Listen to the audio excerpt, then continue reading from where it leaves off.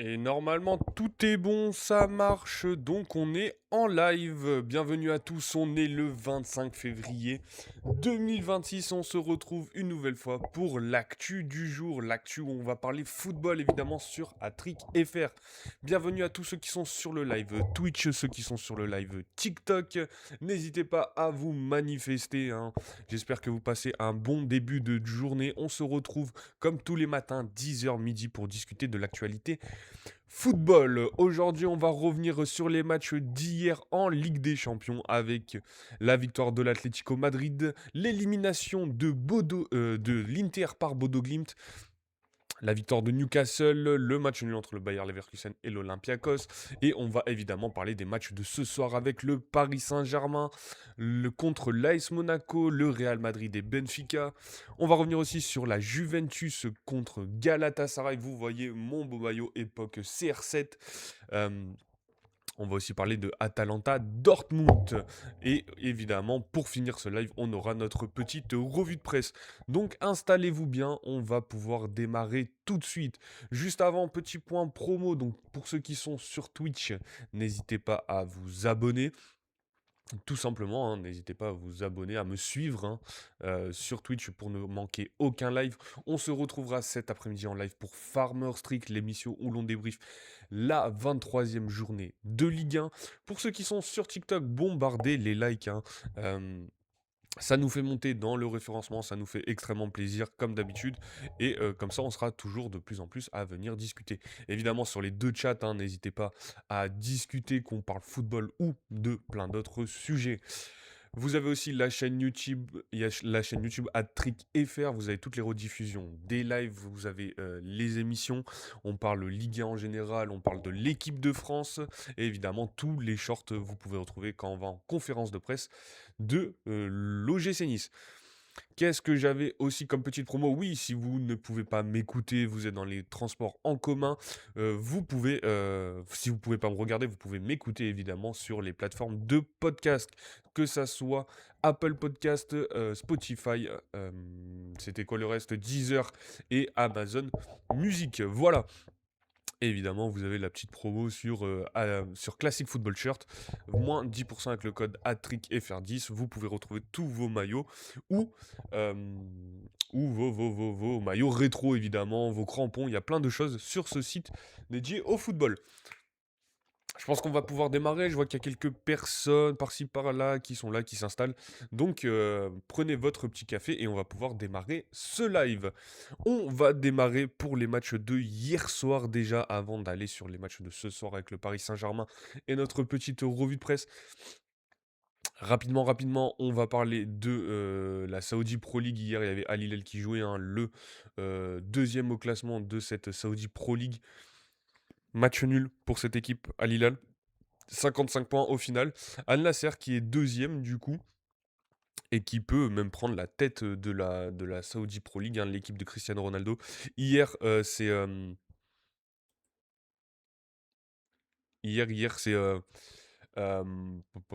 sais plus ce que je disais. Oui, hier on disait que Karim Benzema ne serait pas titulaire.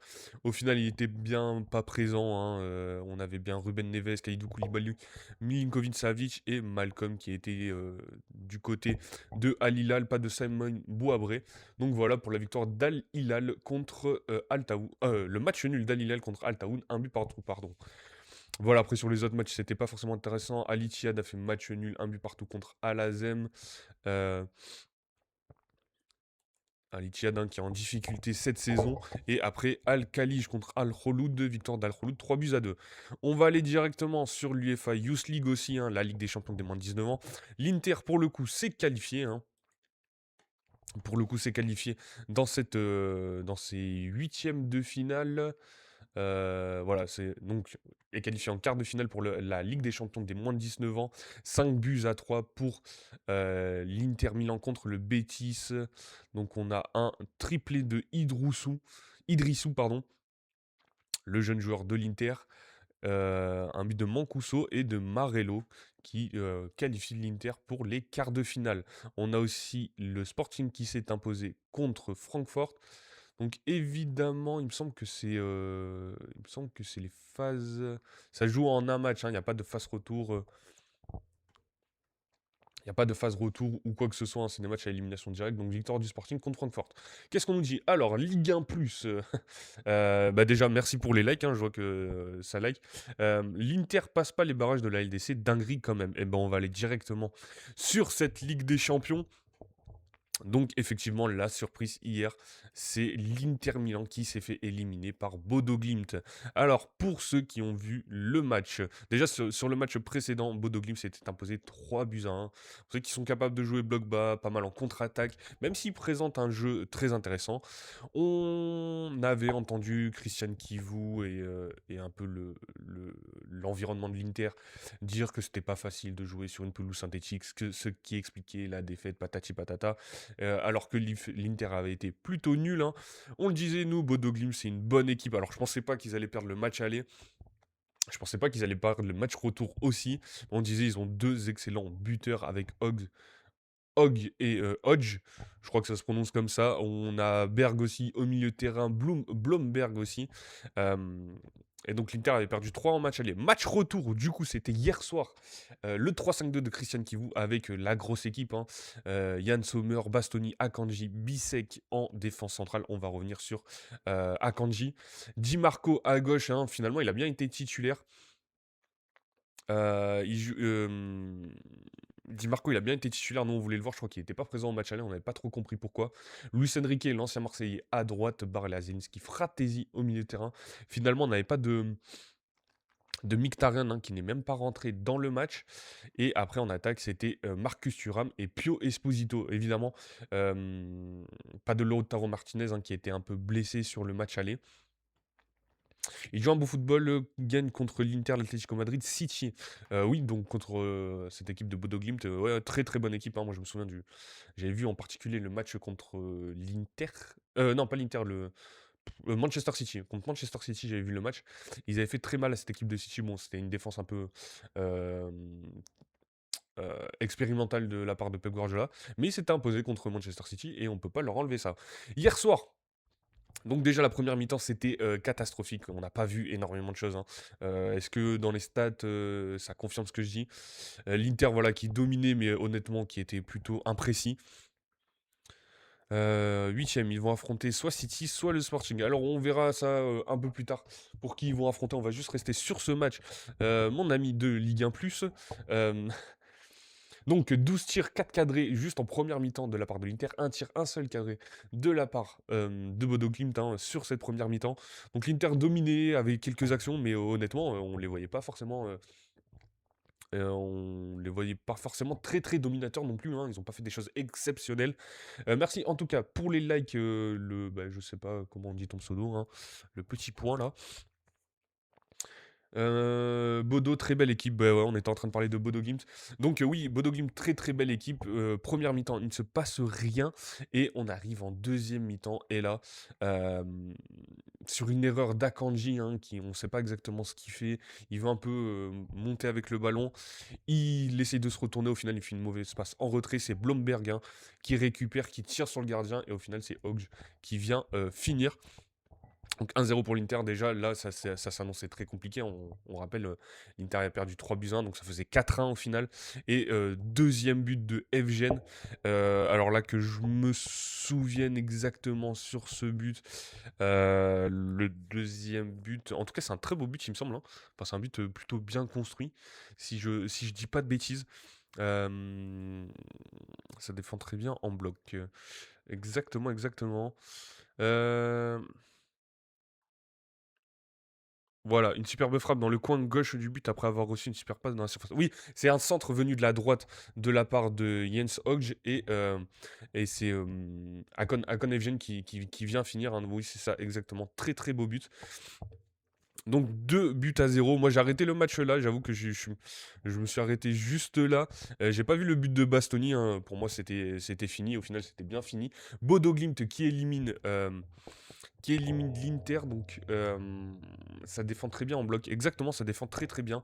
Ça défend très très bien, ça attaque très très bien de la part de Bodo Glimt. Cette équipe vraiment surprise, l'Inter a été a été quelconque, hein, vraiment. On n'a pas senti qu'ils étaient totalement dominateurs et qu'ils allaient s'imposer et que Bodo Glimt était forcément en sueur. Euh, donc c'est plutôt une qualification totalement méritée de la part de Bodo Glimt qui sort l'Inter Milan. Donc pour les prochains tirages, on verra, est-ce qu'on peut voir le tableau de Ligue des Champions. Donc, qu'est-ce que nous disait notre ami de Ligue 1+, 8e, ils vont affronter soit City, soit le Sporting. Alors, euh, comment est-ce que je peux voir ça pour cette équipe de Bodo Glimt, ou pire, ou sinon on en parlera un peu plus tard, hein. C'est pas très grave contre qui ils vont tomber. euh, Contre qui vont tomber, on essaiera de voir ça. Est-ce qu'il y a les tirages peut-être c'est vendredi à mon avis les tirages, c'est ça pour la Ligue des Champions. On va juste aller checker ça. Date 8e. Ouais, ça sera vendredi, hein, pour la Ligue des Champions, donc on suivra ça ensemble sûrement à partir de midi, donc on restera un peu plus ensemble, hein, pour tout ce qui est tirage de huitième de finale. Là, on va aller sur les autres matchs, donc on le rappelle, hein, moi je l'avais annoncé hier, hein. J'avais annoncé que Bruges passait et que Bodo Glimt passait. Au final, j'en ai eu un sur deux. Donc Bodo Glimt s'est bien qualifié pour les huitièmes de finale. L'Atlético de Madrid s'est qualifié contre le club Bruges, hein. Les deux équipes avaient fait 3 buts partout. Au match aller. Et finalement, c'est une victoire 4 buts à 1 de la part du club Bruges. Alors je bois juste mon café et je reviens de suite.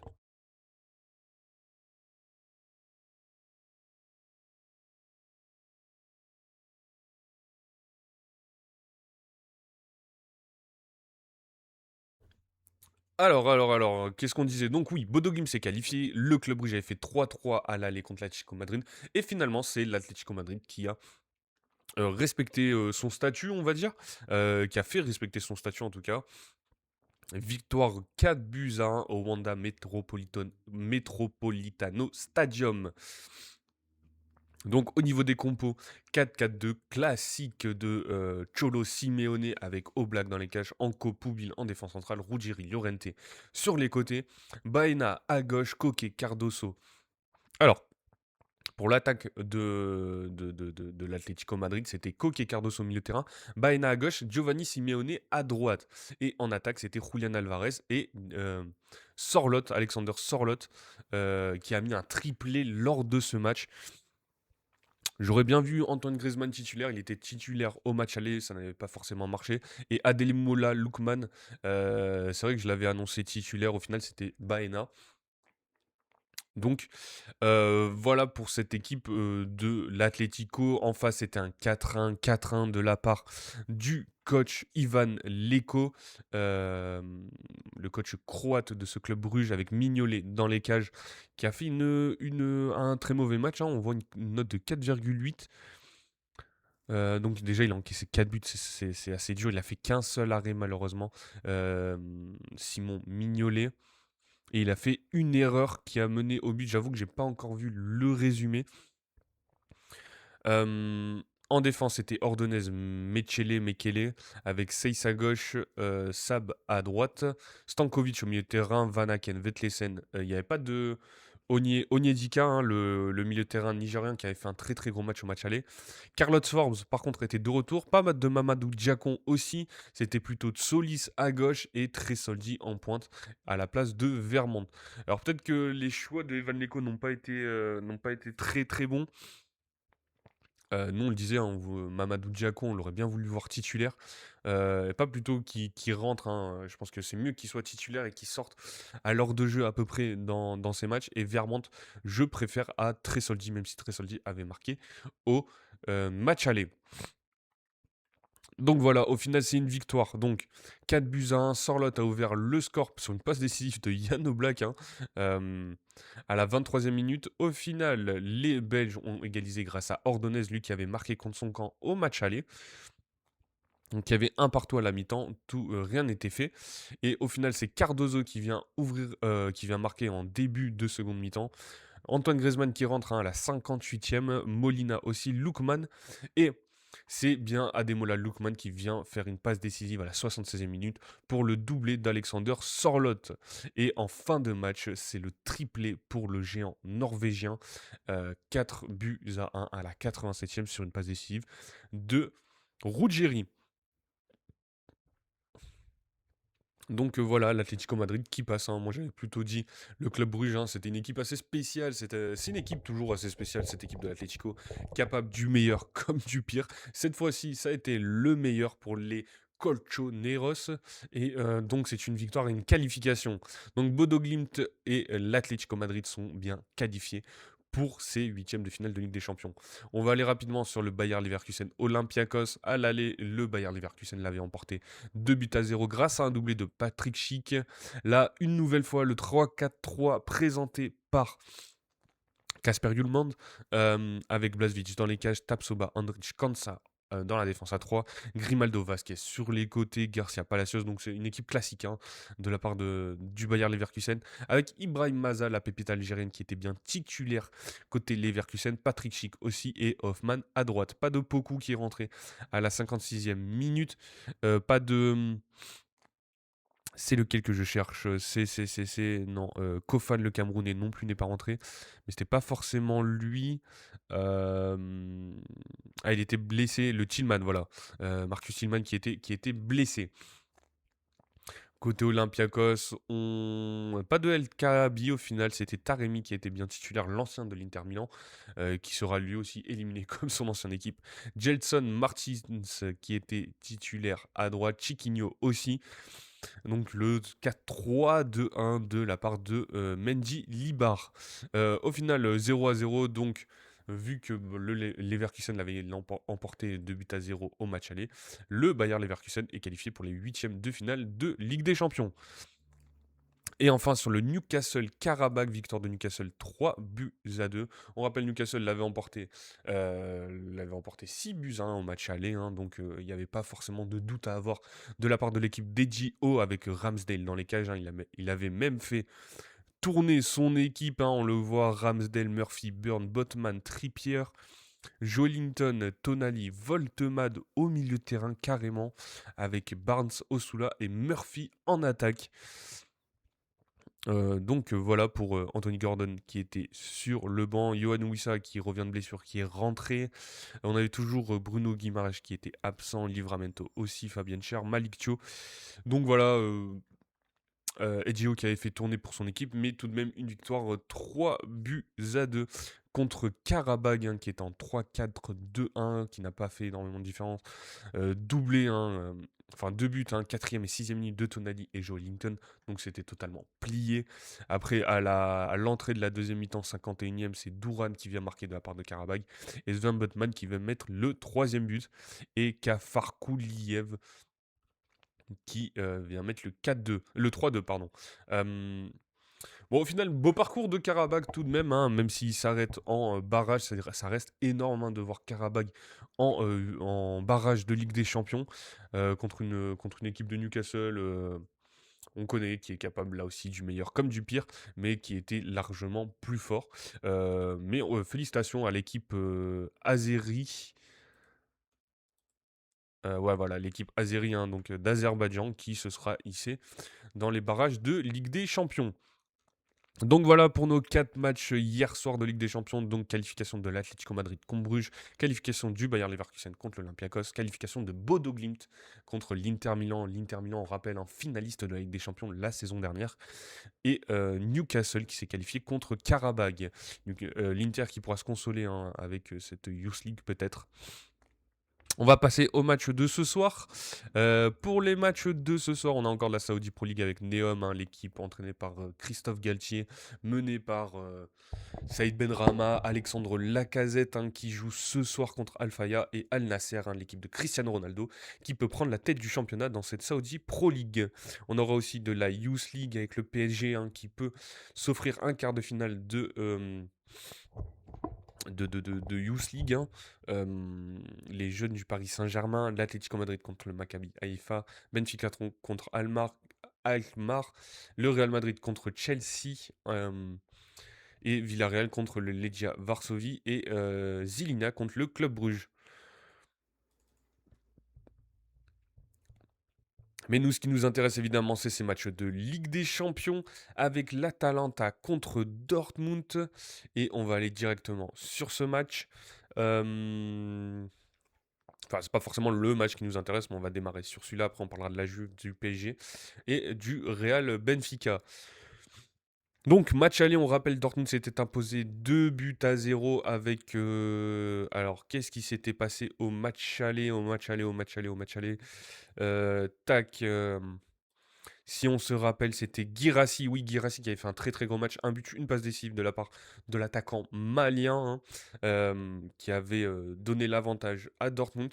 Là, il ne faudra pas sous-estimer cette équipe de l'Atalanta, hein, capable de renverser la situation. Mais je pense que Dortmund va se qualifier pour la suite de la compétition. Il faudra que l'Atalanta en mette 3, hein, évidemment. Et il ne faudra pas en encaisser. Dortmund est capable d'encaisser pas mal de buts, mais aussi d'en mettre beaucoup sur les compositions probables. Équipe classique de la part de l'Atalanta. On nous propose un Scamacca, Zalewski, Pasalic, hein, en attaque, Bernard Sconi, Ederson, De Roon, Zappacosta au milieu de terrain, Jim City, Yen Kosunu et Carne Seki au cage. De Ketelaere est toujours blessé, Raspadori normalement devrait être toujours absent aussi. Donc normalement c'est cette équipe qu'on devrait voir de la part de l'Atalanta. Je réfléchis si j'oublie pas un joueur qui pourrait être présent, mais j'ai pas l'impression d'en oublier un du côté de l'Atalanta. Dites-moi, hein, dans les commentaires si vous pensez qu'il y a un autre joueur que j'oublie. Côté Dortmund, on rappelle Karim Adeyemi est toujours sur le banc habituellement, hein, avec Niko Kovac. Donc voilà, il devrait être absent. Salut à Lisa Marine qui est bien présente sur le live. Merci pour les likes, merci énormément. Kobel sera bien dans les cages, pardon. Dans cette défense à 3, on aura Reggiani, Anton, Ben Sebaini. On rappelle Niklas Zule est blessé. Est-ce qu'on aura le retour de Schlotterbeck? Merci aussi Lisa Marie pour ce cadeau, le petit cœur sur toi. J'ai vu la petite animation, donc merci beaucoup. Donc, qu'est-ce qu'on disait? Oui, Niklas Zule sera toujours absent. Est-ce que Schlotterbeck pourra être présent pour Niko Kovac ce soir? On verra. Ryerson sera sûrement piston droit avec Svensson à gauche. Nmecha, Bellingham. Est-ce qu'on aura un autre milieu de terrain de la part de Niko Kovac avec peut-être Marcel Sabitzer ou peut-être que j'en oublie un que j'ai plus en tête, mais peut-être Sabitzer.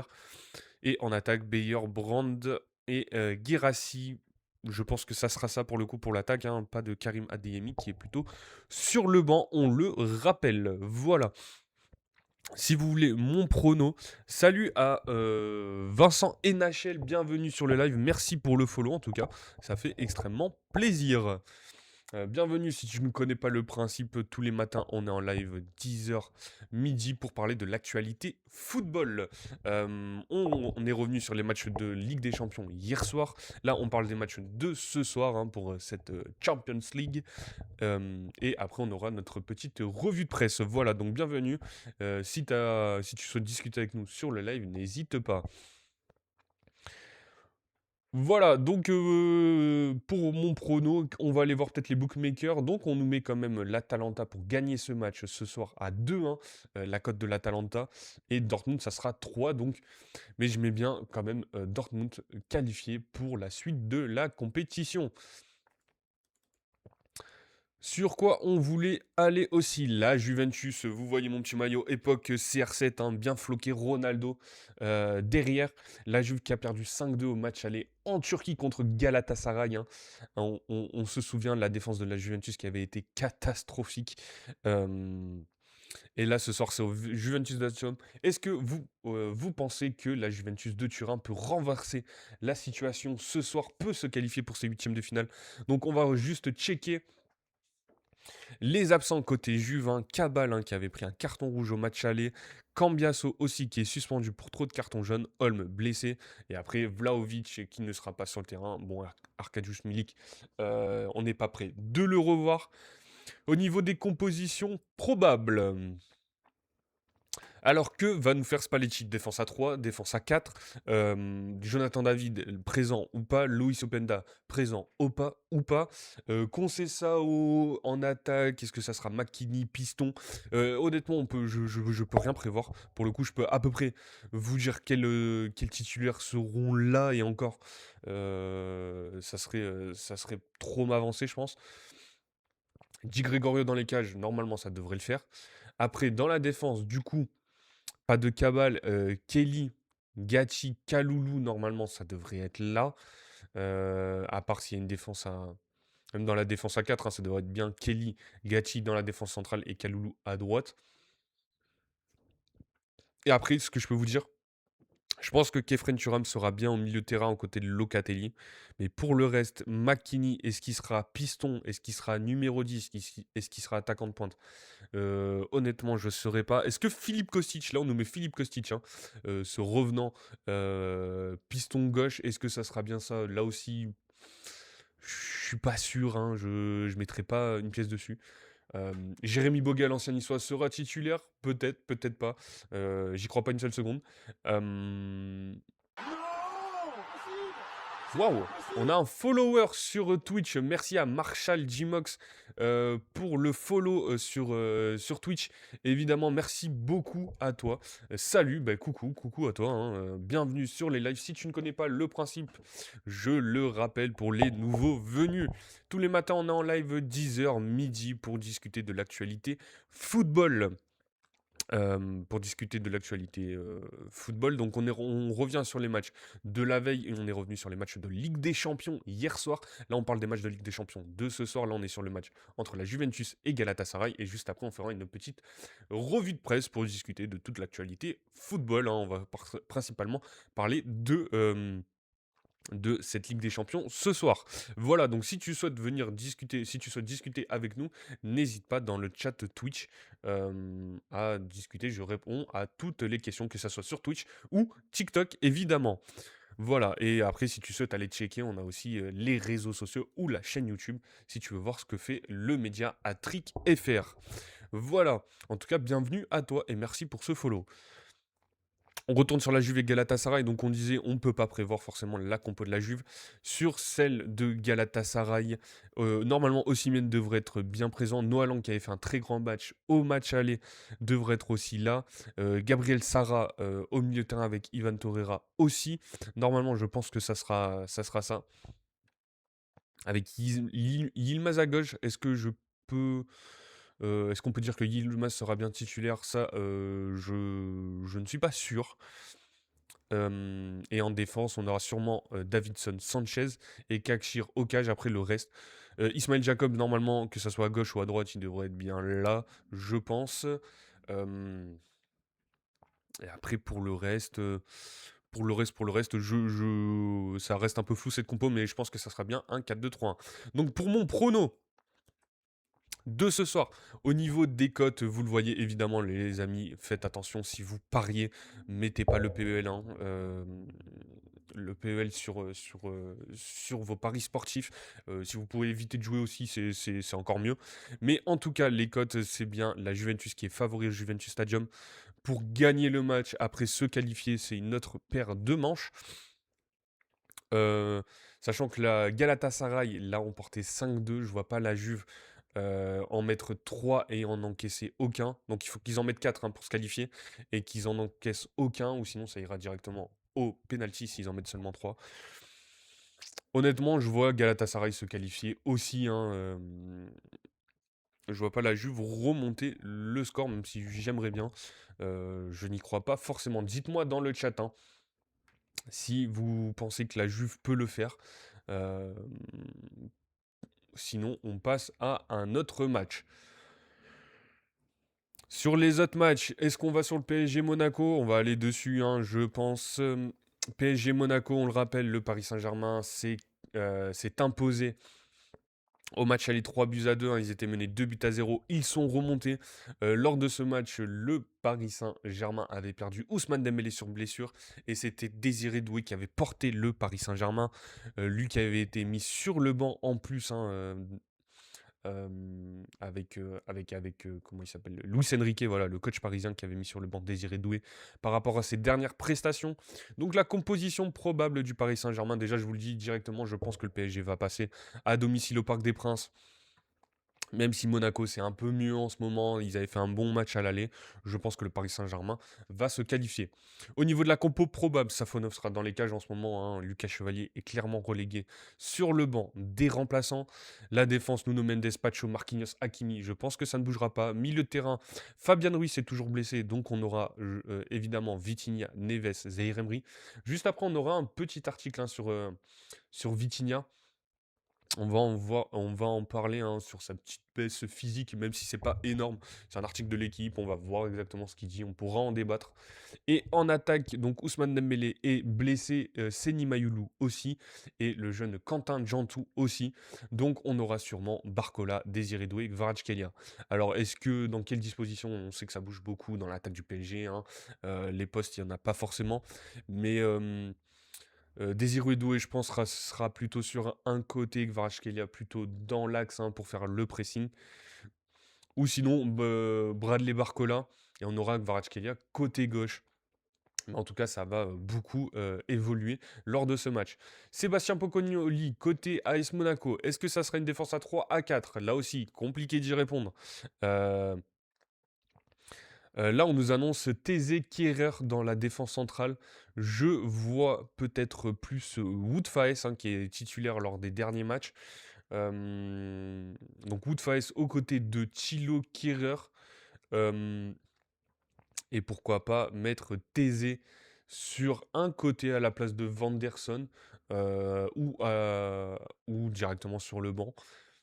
C'est une question que je me pose. Est-ce que déjà, ça serait une défense à 4? Je pense pas. Je pense qu'il va aller sur cette défense à 3. Sébastien Poconoli, on sait que c'est son système préférentiel, hein. Il l'utilisait beaucoup du côté de l'Union Saint-Gilloise. Petit à petit, il a le retour de certains blessés, même s'il y a encore pas mal de gens à l'infirmerie, hein, on le voit. Cabral, Crépin Diatta, Eric Dyer, Alexander Golovin qui s'est fait expulser lors du match aller, Radeki Minamino, Ouattara, Pogba, Salissou. Mais on a un 11 qui se précise, hein, du côté de l'AS Monaco. Moi, je vois bien la défense à 3 avec Kehrer, Faes, Thésée, du coup. Avec Vanderson, piston droit, Caio Henrique, piston gauche, Denis Zakaria, Camara, au milieu de terrain. Et après, donc j'ai dit 3-4-3, je pense que Ansu Fati sera sur le banc. Non, Ansu Fati sera titulaire et c'est Koulibaly qui sera sur le banc. Donc ça fait 1, 2, 3. Ouais. Ouais, c'est ça. Koulibaly sera sur le banc avec Simon Adigra et Fati sur le terrain et Balogun en pointe. Dites-moi ce que vous voyez pour la composition de Monaco. Euh, voilà, après, je pense que Mika Biarritz sera bien sur le banc. On va juste aller checker la dernière composition de Monaco avec leur victoire contre le RC Lens, hein, ce week-end. Comme ça, on va essayer de pré-shot un peu. Alors, on avait dans cette défense à 3, hein, du coup, on avait Kehrer, Zakaria, Faes et Thésée au milieu de terrain. Donc, est-ce que ça sera ça? Avec Thésée, Koulibaly, Camara au milieu de terrain et Balogun, Adingra en pointe. Et on avait Crépin Diatta, donc Crépin Diatta blessé, ça sera sûrement Vanderson. Donc, c'était bien Ansu Fati, hein, qui était sur le banc et Koulibaly qui était bien titulaire. Donc, on verra comment Sébastien Pocognoli présente son équipe. En tout cas, ce que je peux dire, c'est que je vois bien cette victoire du Paris Saint-Germain, hein, qui est largement favori contre l'AS Monaco. Euh, je pense que Monaco pourra quand même se relancer en championnat et finir sur une bonne note pour cette Ligue 1. Et le Paris Saint-Germain continuer leur course dans cette Ligue des Champions et se qualifier pour les huitièmes de finale. Dites-moi vos pronos dans les commentaires, hein, si vous êtes présents, dites-le moi, entre le Paris Saint-Germain, Monaco et surtout les autres matchs de Ligue des Champions, évidemment, hein. Que ça soit sur le chat TikTok, que ça soit sur le chat Twitch, hein, Marshall, si tu es toujours présent, dis-le nous. Euh, et nous, on continue avec le Real Madrid contre Benfica. Match aller, le Real Madrid s'était imposé avec un but de Vinicius. Il y avait eu cette affaire de racisme entre Prestiani et Vinicius Junior. Là, normalement, Prestiani est suspendu pour ce match. Du coup, suite à ses propos racistes, il y aura encore une enquête, hein, évidemment. Alors, ces propos racistes, pour l'instant, rien n'est confirmé, hein, et on n'aura jamais vraiment la vérité. Euh, mais comment dire, pour l'instant, il y a à titre conservatoire, il est suspendu, hein, pour ses propos. Prestiani, la composition probable du coup du Real Madrid, ça sera bien au Bernabeu, hein, donc même si Benfica s'était imposé lors des matchs de phase de Ligue 4-2, on se souvient ce but de Troubine. Là, au match aller, le Real s'est relancé, même si le Real c'est coup-ci, coup-ça, hein, on le sait. Ils sont capables de faire des matchs assez horribles. Ils ont perdu ce week-end en Ligue 1, hein, on le rappelle, avec ce nouveau milieu de terrain de la part d'Arbeloa. Un 4-4-2 assez chelou quand même. Donc, là, la composition probable. Donc, à mon avis, il va nous remettre son 4-4-2 des enfers à Arbeloa avec Courtois au cage. La défense Asensio, Rudiger. Je pense pas qu'on verra la défense de ce week-end avec Alaba et c'était Alaba Asensio, il me semble, avec le Real. On va aller checker. Donc, le Real qui a perdu contre Osasuna, hein. Voilà, c'était Asensio Alaba dans la défense centrale ce week-end avec Carvajal Carreras sur les côtés. Bon, là, je pense qu'on reviendra plus avec Carreras à gauche et Alexander Arnold à droite. Rudiger sera plutôt dans la défense. Contre le milieu de terrain, je pense que ça sera bien celui-ci. Tchouaméni, Arda Güler, Valverde à gauche, Camavinga. Valverde à droite, Camavinga à gauche, pardon. Et on nous annonce Vinicius Gonzalo Garcia. Pourquoi Kylian Mbappé serait blessé au genou ce soir et donc ne serait pas présent, le capitaine de l'équipe de France. Donc c'est pour ça qu'on nous met Gonzalo Garcia aux côtés de Vinicius. Au niveau des blessés, on aura Bellingham normalement blessé, Dani Ceballos aussi, Eder Militao, Gino Hysén, donc Kylian Mbappé blessure au genou et Rodrigo suspendu. Donc oui, ça devrait être Gonzalo Garcia qui devrait être titulaire aux côtés de Vinicius. Côté Benfica et José Mourinho, est-ce qu'il va jouer un mauvais tour à son ancien club, ce bon vieux Special One avec Troubine dans les cages? Ça, à mon avis, ça sera ça. Le 4-2-3-1 du Benfica, pardon, avec Araujo Otamendi en défense, Dalla gauche, Dedic. Barrenechea au milieu de terrain avec Barreiro et c'est Rafa Silva qui devrait remplacer Preciani avec Schleuderup à gauche et Horns qui devrait être un cran plus haut sur ce terrain avec Pavlidis en pointe. Au niveau des absents, donc on l'a dit, Preciani absent, Veloso aussi et Félix aussi aux côtés de Suarez qui seront sur le flanc. Alors, est-ce que on voit José Mourinho faire jouer un coup de Trafalgar à son ancienne équipe? Je ne sais pas. Au niveau des cotes, hein, la cote est à 4 côté Benfica, 1,60 pour le Real. Je vois quand même le Real Madrid se qualifier pour la suite de la compétition, sachant que c'est au Bernabeu. Ça serait une sacrée surprise que le Real ne s'impose pas, ou en tout cas ne se qualifie pas pour les huitièmes de finale de Ligue des Champions. Après, on est à l'abri de rien avec cette équipe du Real. Donc, pour mes pronos, on a dit Dortmund qualifié, Galatasaray qualifié, le Paris Saint-Germain et le Real Madrid qualifié pour ces matchs de Ligue des Champions. Dites-moi dans les commentaires, hein, dites-le-moi évidemment, qui vous voyez qualifié pour ces huitièmes de finale. On va passer à notre petite revue de presse.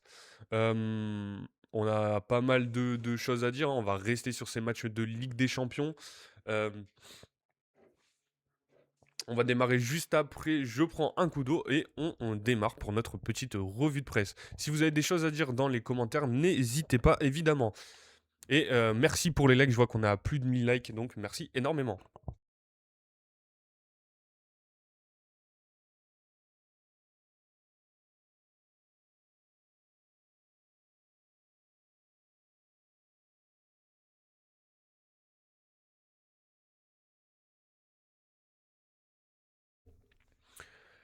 Alors, Alors, sur quoi on va démarrer? Bah, peut-être sur la qualification de Bodo Glimt. On va faire un petit retour en arrière sur le match de hier soir. L'exploit de Bodo Glimt contre l'Inter Milan est-il le plus grand de l'histoire de la Ligue des Champions? C'est un article de Timothée Thomas Collignon. Alors, qu'est-ce que nous dit cet article?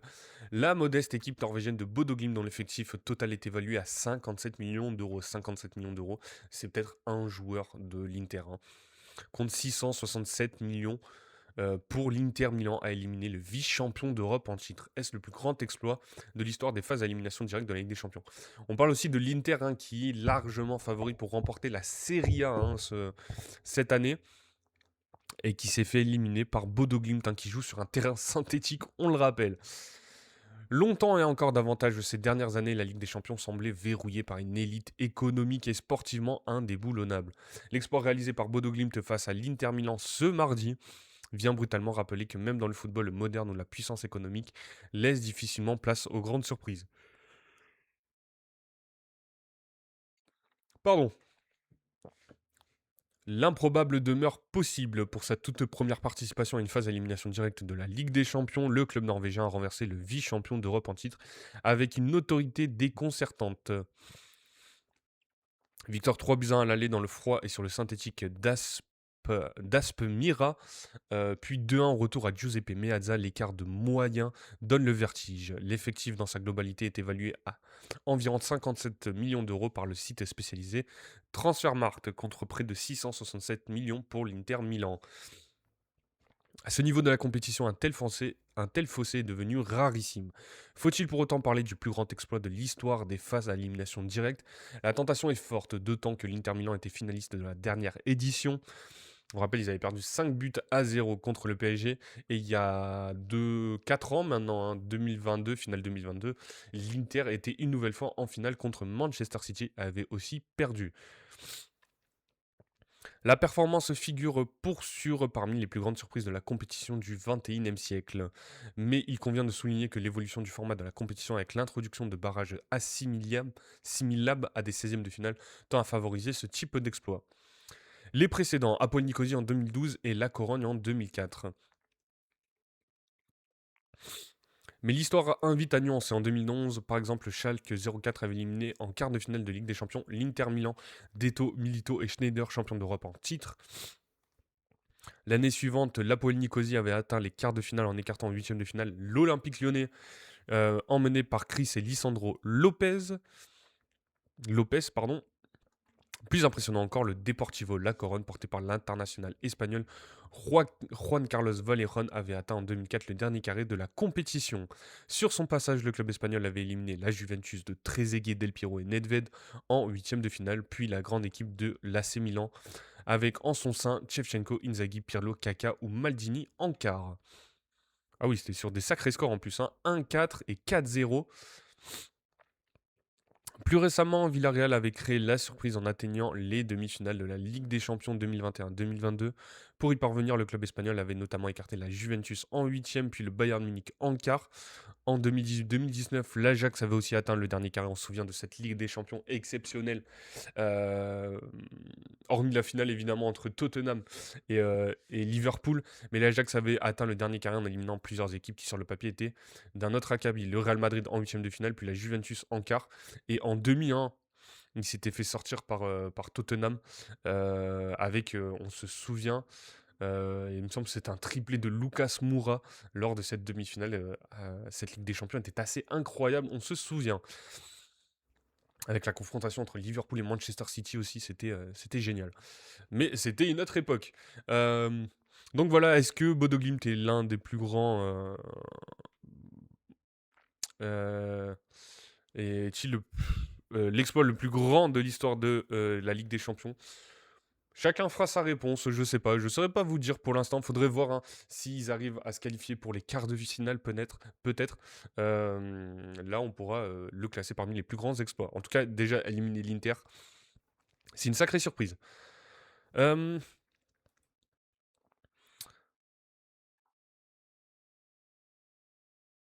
alors, qu'est-ce qu'on nous dit sur cet article? Bodo Glimt, un exploit en Ligue des Champions face à l'Inter Milan et des premières Les Norvégiens de Bodo Glimt ont réalisé mardi l'un des plus grands exploits. Est-ce que ça va être exactement le même article? Alors, une surprise d'autant plus grande qu'avant leur victoire 3-1 contre City en phase de ligue, Opta ne donnait aux Norvégiens que 0,3% de chance d'atteindre les huitièmes de finale. Un exploit inédit illustré par plusieurs statistiques et grandes premières révélées par Opta. Alors ça peut être intéressant. Bodo Glimt est la première équipe norvégienne à se qualifier pour les huitièmes de finale de la Ligue des Champions. Rosenborg avait atteint les quarts de finale lors de la saison 96-97, mais le format de la compétition n'incluant pas de huitièmes. Qualification directe en quart après la phase de groupe. Bien le bonjour à Bulbin qui est sur le live, hein. Merci pour les likes, évidemment. Euh, Merci énormément. Bienvenue, si tu souhaites réagir aussi, mon cher Bulbe, sur les matchs de Ligue des Champions, l'exploit de Bodo Glimt, tu peux venir en parler, ou sinon sur le match du Paris Saint-Germain contre l'AS Monaco, ou le Real Madrid contre Benfica, ou peu importe les matchs dont tu souhaites parler. L'Inter a été éliminé pour la première fois en Ligue des Champions par une équipe n'appartenant pas aux 5 grands championnats européens. Feyenoord étant la dernière équipe hors du top 5 à avoir éliminé d'une grande compétition européenne. Euh, En 2001-2002 en demi-finale de la Coupe UEFA. Bodo Glimt est la première équipe hors des 5 grands championnats européens à remporter 4 matchs consécutifs en Coupe d'Europe Ligue des Champions contre des adversaires issus de ces championnats. Depuis l'Ajax en 71-72 qui avait remporté la Coupe d'Europe cette saison-là. En tout cas, merci pour les likes. On est bientôt à 2000 likes. N'hésitez pas à continuer à bombarder. Ça fait extrêmement plaisir, hein. Ça nous fait monter toujours dans ce foutu référencement. Donc voilà pour l'exploit de Bodo Glimt. L'Atlético, maigre espoir de quelque chose en Ligue des Champions. L'Atlético, je n'y crois pas une seconde, hein, pour cette Ligue des Champions. Euh, Même s'ils ont sorti une très belle équipe de Bruges, je ne pense pas qu'ils vont aller plus loin. On verra leur tirage, hein. On rappelle le tirage vendredi midi, on sera ensemble pour le suivre, pour ces tirages de huitièmes de finale. On aura sûrement aussi celui de Ligue Europa, donc on pourra en parler. Mais je pense pas que l'Atlético fasse grand chose cette saison en Ligue des Champions. On rappelle, ils sont quatrième en Liga. Là, cette saison, ils jouent une fois sur deux, on va dire. Donc je pense pas que l'Atlético soit une équipe dangereuse. Après, ne jamais les sous-estimer, évidemment, les Colchoneros, mais je pense pas. Est-ce qu'un seul club espagnol va dépasser l'écart? Ah, bonne question. Évidemment, ça joue toujours sur les tirages, hein. Euh, mais voilà, le Real Madrid aussi en difficulté. Le Barça qui est une bonne équipe, mais qui prend beaucoup de buts aussi, qui était quand même dans le top 8, hein, de cette Ligue des Champions. Donc on verra. On verra. Mais il faudra attendre les tirages, hein, pour se prononcer. Est-ce que toi tu penses, hein, du coup tu poses la question, mais est-ce que tu penses qu'un club espagnol va passer euh, ces quarts de finale, enfin ces huitièmes de finale de Ligue des Champions? Salut à Nono qui est présent sur le live. Bienvenue à toi. Euh, bienvenue. Euh, Est-ce que je te Merci Bodo pour le billet, salut. Eh ben nickel. En tout cas, on l'avait annoncé, hein, on avait annoncé le Club Bruges et Bodo Glimt, 1 sur 2 hier, mais bon, en tout cas, régale-toi en tout cas avec cette victoire de Bodo Glimt et si tu as parié. Budbe nous dit aucun, je pense. À voir. Honnêtement, j'attends les tirages pour me prononcer. Mais c'est vrai que cette année, la Liga n'est pas en forme en Ligue des Champions. Donc on a parlé de Bodo Glimt, on va parler aussi de l'Atlético Madrid et d'un joueur en priorité. On va parler d'Antoine Griezmann. Ce soir, Galatasaray. euh, Qu'est-ce qu'il nous dit, Nounou? Oui, Galatasaray, moi je pense qu'ils vont se qualifier, hein. Je vois pas la Juve renverser Galatasaray, même si c'est à domicile. En fait, la Juve est capable de prendre pas mal de buts et de pas forcément en marquer. Je les vois peut-être s'imposer ce soir, mais se qualifier, ça m'étonnerait en tout cas. Euh, donc voilà pour cette équipe de la Juve contre Galatasaray. On en a parlé juste avant. Pareil. Ouais, ben voilà, on est d'accord, on est d'accord avec entre nous. Donc on va aller sur ce match de l'Atlético. Donc on rappelle, l'Atlético s'est qualifié 4-1 contre le Club Bruges, mais il y a un joueur qui fait parler en ce moment à l'Atlético Madrid, c'est Antoine Griezmann qui pourrait quitter le club, hein. On peut dire que c'est une légende, hein, de ce club de l'Atlético Madrid, même s'il a fait un court passage du côté du FC Barcelone qui n'a pas été très très glorieux pour Antoine Griezmann. Et qui est revenu. Alors, j'ai plus exactement la date, hein, de quand exactement il est revenu du côté de l'Atlético, mais qui devrait quitter, qui pourrait quitter en tout cas les Colchoneros cet été et rejoindre la MLS. Ça fait un moment qu'on l'a annoncé, nous on en parlait la saison dernière déjà, qu'on voyait Antoine Griezmann possiblement quitter l'Atlético Madrid. Au final, il avait re-signé jusqu'en 2027. Et là, il pourrait rejoindre le Orlando City. On sait aussi qu'il était attiré par Los Angeles ou l'Inter Miami. Los Angeles, hein, il y a ses anciens collègues de l'équipe de France. En tout cas, il y avait Hugo Lloris. Il y avait aussi Olivier Giroud. Côté Inter Miami, il y a son idole en tant que président, hein, de David Beckham, pour rejouer aux côtés de Léo Messi et ses collègues du Barça avec Luis Suarez. Jordi Alba et Sergio Busquets ont arrêté, on le rappelle. Et donc voilà, pourquoi pas Griezmann en MLS la saison prochaine du côté de Orlando. Donc, qu'est-ce qu'on nous dit? Salaire, timing, négociation avec l'Atlético, comment Orlando City veut attirer Antoine Griezmann au plus vite? Orlando City fait le forcing pour attirer rapidement Antoine Griezmann en MLS. L'international français est d'accord sur son contrat, mais il reste à convaincre l'Atlético Madrid de le laisser partir quasiment libre à bientôt 35 ans et malgré un bail jusqu'en 2027. Un article de François Verdonnet. Les amis, dites-moi ce que vous pensez de la carrière d'Antoine Griezmann. Est-ce qu'il est une légende parmi les légendes du football européen?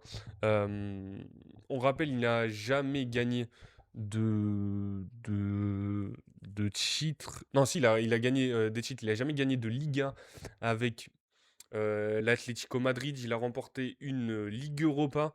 On se souvient contre l'Olympique de Marseille. Ils ont fait des grands parcours de finale de Ligue des Champions. Est-ce que Griezmann est parmi les légendes du football européen, légende de l'Atlético et de la France, je pense. Euh, ouais, ouais, ouais, ouais, ouais. Légende de l'Atlético, je pense que c'est acquis. Ballon d'or volé en 2018. Ballon d'or volé, après c'est toujours pareil, ces histoires de ballon d'or et de vote. Je pense que les votes ont été assez dispersés pour les joueurs de l'équipe de France, que ça soit pour Varane, que ça soit pour lui, pour Kylian Mbappé. Et du coup, c'est pour ça que en 2018, c'est qui là? C'est Cristiano Ronaldo, il me semble. Meilleur joueur de la France après Zidane. Alors là, après Zidane. Modric, c'est vrai, pardon. Modric qui lui prend. C'est vrai, 2018, Coupe du Monde, tout ça. C'est vrai, c'est Modric. Mais oui, c'est vrai que ça enlève pas ce que j'ai dit, hein, les votes ont été plutôt dispersés. C'est pour ça que Modric le prend au final, je pense. Pardon. Euh, Meilleur joueur de la France après Zidane. Euh, Est-ce que Antoine Griezmann est une plus grosse légende que Thierry Henry dans l'équipe de France? Kylian Mbappé? Possiblement, hein. Kylian Mbappé, attention, hein, triplé en finale de Coupe du Monde. Il a autant la Coupe du Monde qu'Antoine Griezmann, même s'il a un rôle différent, on va dire. Platini, il joue au tennis. Ouais, mais ça peut se discuter, hein. C'est vrai qu'il y a Michel Platini aussi dans l'histoire. Il a quand même 3 ballons d'or, le frérot Platini. Il nous a fait remporter le premier titre de l'équipe de France, enfin le premier euro de l'équipe de France. Après, c'est une époque qu'on n'a pas forcément connue. C'est vrai qu'on a tendance à l'oublier, Michel Platini aussi. Euh, euh, mais ouais, en tout cas, je sais pas si je mettrais Antoine Griezmann aux côtés de Zizou. Euh, mais en tout cas, c'est un débat assez intéressant à avoir. Euh, assez intéressant. Honnêtement, je pense que déjà, il fera pas son retour, évidemment. Mbappé, pas top 5 de l'histoire de l'EDF à mon goût. Waouh. On peut dire qu'on a un raciste parmi nous. En tout cas, merci pour les likes Foot Passion.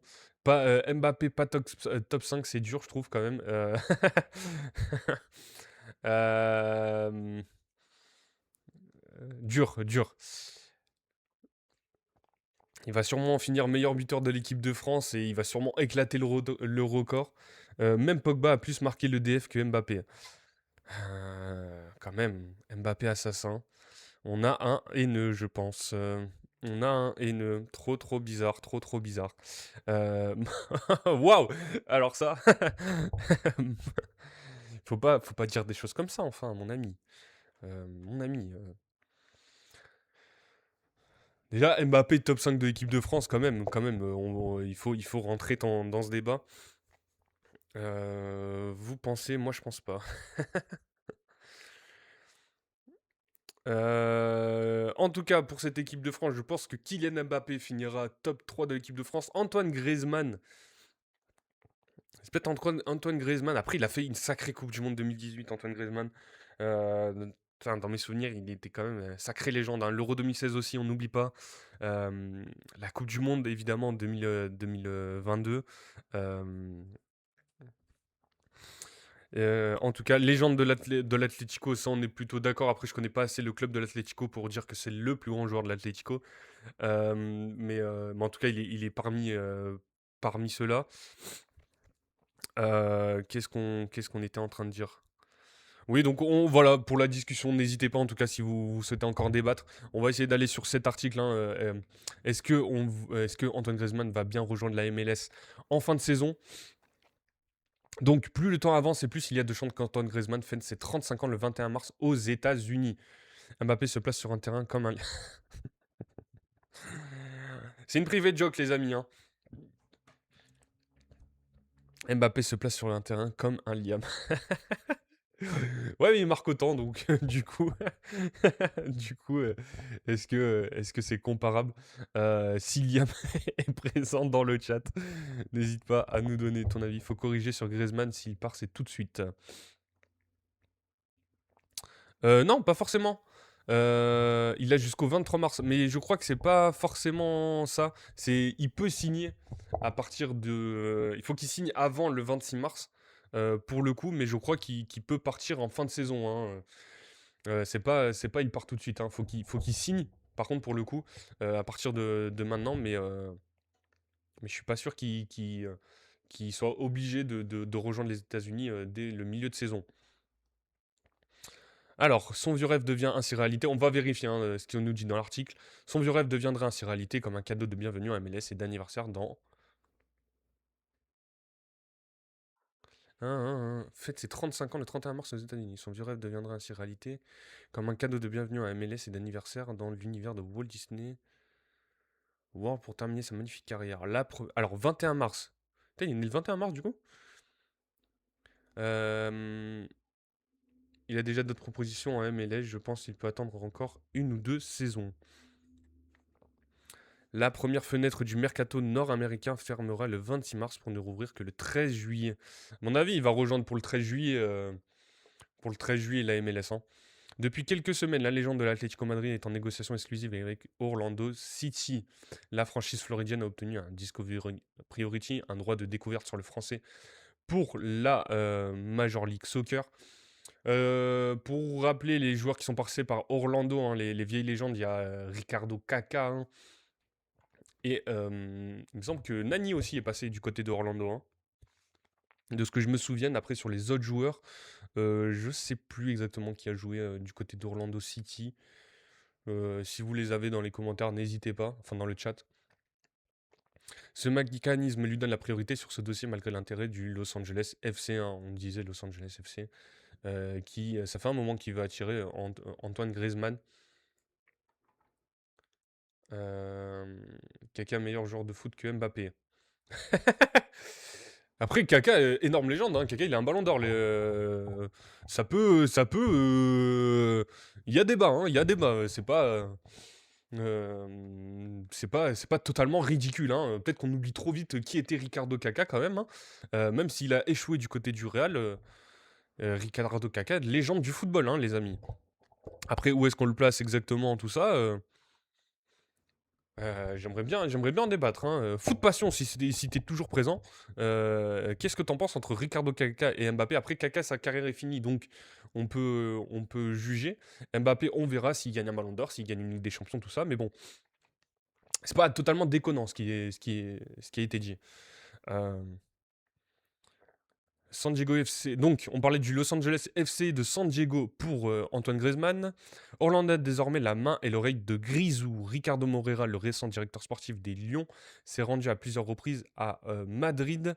Il y était encore ce week-end. Le dirigeant brésilien veut frapper un grand coup et vite avec ce recrutement de prestige dans un effectif qui ne recèle aucune star.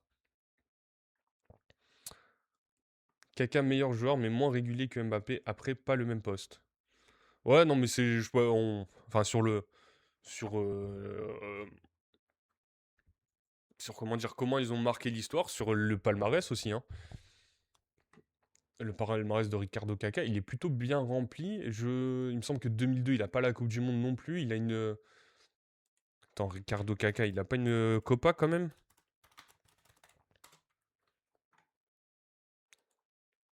Il a un ballon d'or, le frérot. Hein. Et ça, on peut pas lui enlever quand même. Devant Messi et Cristiano. Hein. Coupe du Monde, ballon d'or, il a. Ok. Palmarès.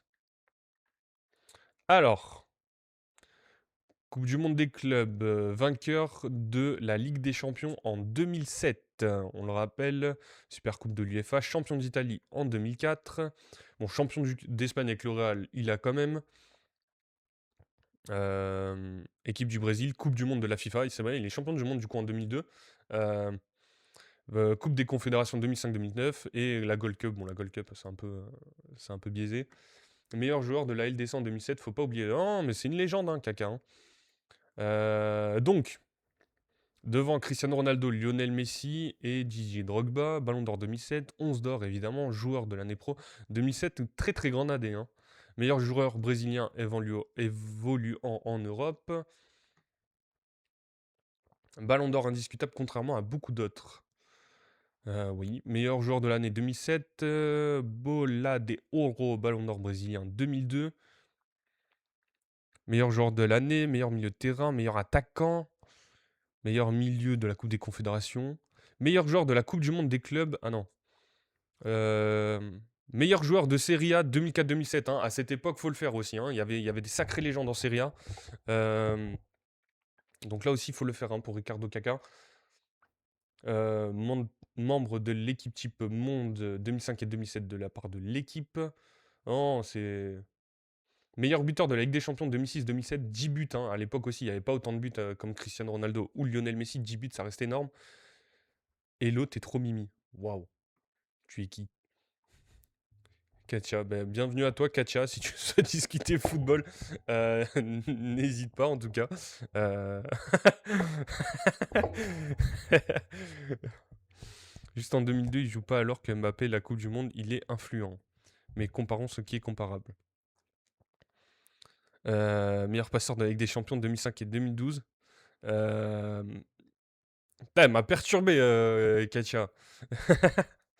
En tout cas, bienvenue à toi. Hein. N'hésite pas à t'abonner sur TikTok si tu souhaites regarder les lives tous les matins, 10h midi. Et sur Twitch, hein, si tu as Twitch, Katia, n'hésite pas. Tu peux aussi t'abonner sur la chaîne YouTube. Euh... La tribu oh, parle pas à la daronne.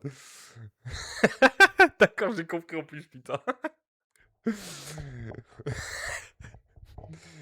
Bref. Donc voilà pour la comparaison Kylian Mbappé et Ricardo Caca, top 5 des numéros 10 du deuxième millénaire. Voilà, alors là, après rentrer là-dedans, ça serait plus long. Donc on revient sur Antoine Griezmann. Le contrat proposé à Griezmann reprendrait quasiment ses émoluments madrilènes de l'ordre de 9 millions d'euros net par an. Il s'étendrait jusqu'en décembre 2027 avec une année optionnelle. Le natif de Mâcon avait prolongé à l'Atlético Madrid en juin 2025 pour 2 saisons. Oh putain. Oh le chat de Barjo. Exceptionnel. Allah ou Dieu normal. C'est quoi ce genre de question? Je répondrai pas à ta question bulbe. Katia de Saint-Pierre. Ah non mais attends, c'est qui ce. C'est qui le frérot là? Ah, mais d'accord, mais c'est... Ok, ok, ok. Ok, je vois qui, qui tu es. J'avais pas fait gaffe. En tout cas, bienvenue à toi. Euh, Cathy. Putain. Alors, putain, pour finir, on va essayer de finir sur Antoine Griezmann. Le deal play à Griezmann qui n'a été titularisé que 6 fois en 22 matchs de Liga cette saison pour 6 buts par Diego Simeone. La clé du transfert réside actuellement dans un accord entre les deux clubs. Les Colchoneros sont prêts à consentir des efforts. Le milieu offensif est le meilleur buteur, 210 buts en 480 matchs de son histoire, hein. Il a aussi rapporté beaucoup au moment de son transfert au FC Barcelone en juillet 2019, 120 millions d'euros, on s'en souvient, avant son retour à l'Atlético sous forme de prêt, puis un nouveau transfert définitif en juillet 2023 pour 22 millions d'euros. Un meilleur buteur de l'histoire de l'Atlético Madrid et qui leur a rapporté 100 millions d'euros au passage. Je sais que comme tu l'as su, c'est ton pote qui a eu l'effet... Pardon, je sais que comme tu l'as su, c'est ton pote qui a eu l'effet salaire.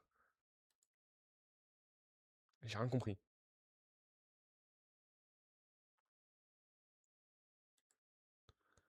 Je sais que comme tu l'as su, c'est ton pote qui a eu l'effet salaire.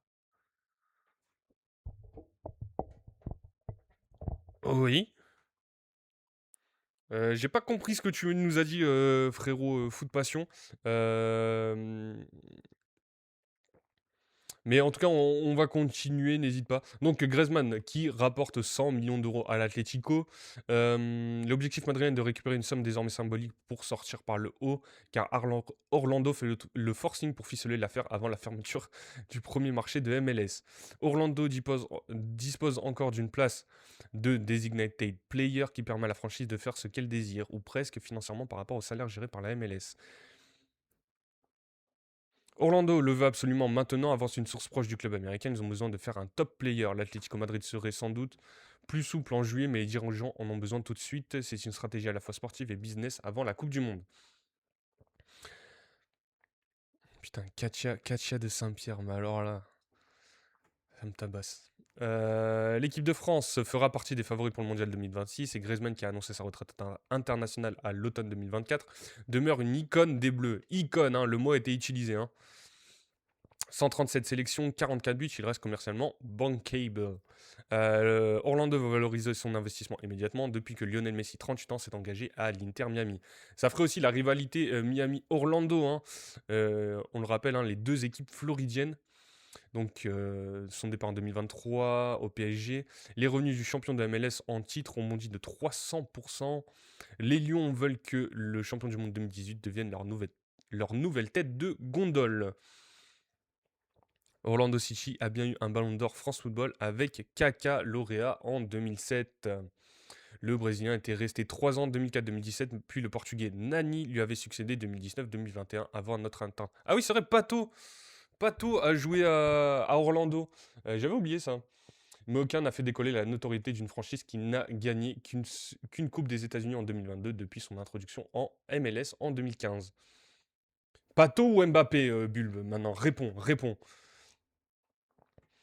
Le milieu Jordan Gerbet, 24 ans, passé par le centre de formation de l'AG Auxerre, est le seul français de l'effectif. L'heure semble arriver pour Griezmann de retrouver son ami Hugo Loris euh, sur la côte d'en face et plus près. Messi, une vieille connaissance argentine et du Barça, mais l'international français ne sera pas là pour le derby floridien qui aura lieu ce week-end sur son possible futur terrain de l'Inter Co Stadium d'Orlando. Pato, mais vas-y, lui. Mais vas-y, quel gâchis. C'est vrai que Pato est un putain de gâchis euh, dans le football brésilien, le football européen. Mbappé pour la peine. Quand même, Mbappé, soyons sérieux 2 minutes. Et les supporters de l'Atlético face à l'incertitude de l'avenir de Griezmann, encore applaudi et décisif, serait une perte énorme pour nous. On va finir sur sympathique pour Antoine Griezmann. On va juste prendre quelques déclarations et on va passer quand même au match entre le Paris Saint-Germain et l'AS Monaco qui est un peu plus intéressant. Euh, Les supporters de l'Atlético ont ovationné Antoine Griezmann mardi lors de la victoire face à Bruges. La plupart seraient désespérés s'il partait. Comme un symbole et un possible passage de témoin, Antoine Griezmann a remplacé celui qui est censé devenir son héritier à l'Atlético Madrid, Julian Alvarez. Ce mardi soir, lors de la victoire des Colchoneros. Conscient de l'incertitude entourant l'avenir du Français, le public madrilène a chaudement acclamé son entrée en jeu. À l'annonce des équipes, il avait déjà scandé et applaudi bien plus fort que le reste le nom de son chouchou, comme pour lui réitérer avec force tout l'amour qu'il lui porte et lui intimer de ne pas s'en aller.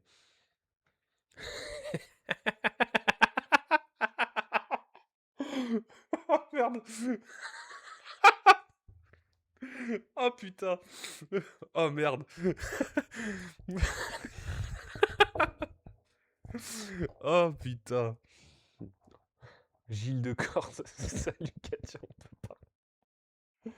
Oh merde. Oh putain. Oh le con. Putain, il m'a eu. Il m'a eu. Putain de merde. Oh putain.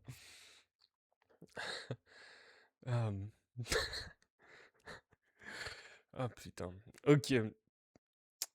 Donc encore décisif face à Bruges. On ne sait pas si la conséquence de ces négociations avancées pour rejoindre Orlando City en MLS ou tout simplement ce qui est devenu sa routine cette saison. Mais le Français était à nouveau remplaçant au coup d'envoi. Ce n'est pas facile de laisser Antoine sur le banc, mais quand je vois son implication quand il rentre, cela m'émeut. A lâché après le match son entraîneur Diego Simeone. Oh putain. Ah, ça fait du bien. Quand il y a une chose dont on ne peut plus douter chez Griezmann, c'est son sens du collectif et du sacrifice pour son club, qu'il a encore étalé mardi par une envie de pressing constant, impliqué de bout en bout sur le deuxième but de Sorloth. Sa présence sur le terrain a coïncidé avec le temps fort de l'Atlético et son immense joie sur les deux derniers buts madrilènes ne laissait pas penser à un joueur désireux de partir. Il a d'ailleurs été le premier à aller célébrer la qualification des Rory Blancos avec le COP madrilène à reprendre leur chant.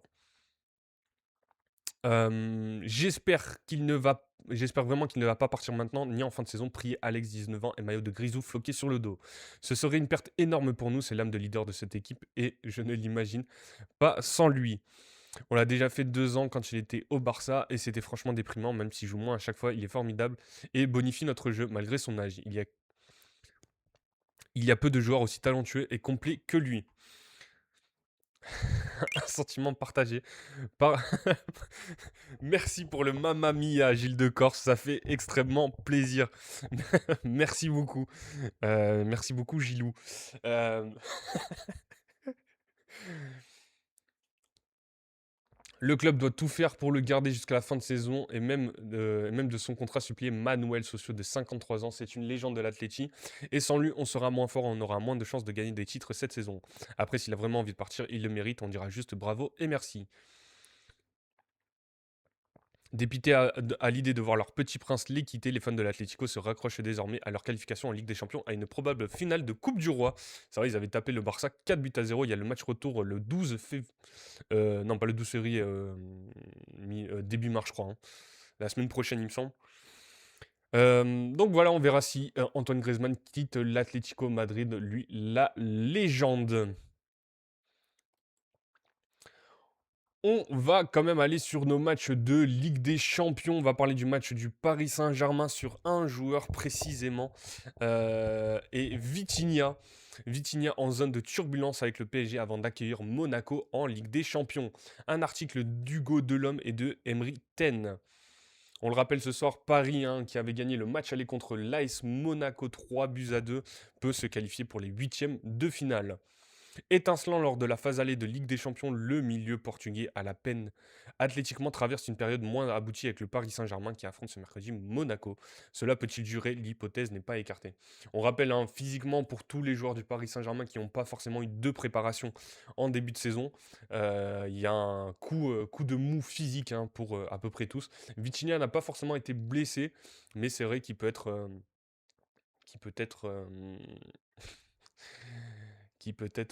qui peut avoir un coup de moins bien physique, hein. Je repense à ces commentaires. Merci en tout cas pour les likes. On a passé les 3000 likes, les amis. Merci énormément. Bombardé en tout cas, moi, ces likes, hein. Hier, on était à un peu plus de 5000 ou 6000, il me semble. On peut faire encore plus tous ensemble. Alors, sur Vitinha, son serre-tête hante les nuits des supporters de Tottenham. En novembre, Vitinha est entré un peu plus dans l'histoire de la Ligue des Champions en s'offrant un spectaculaire triplé, une performance majuscule dans la continuité d'un printemps doré où le Portugais s'est affirmé comme l'un des meilleurs spécialistes à son poste. Depuis quelques semaines pourtant, le troisième du dernier Ballon d'Or très utilisé affiche des standards moins élevés, avec des difficultés à influer durablement sur le jeu et moins d'efficacité dans la récupération. Une baisse de régime actée en interne, inquiétant, non pas encore.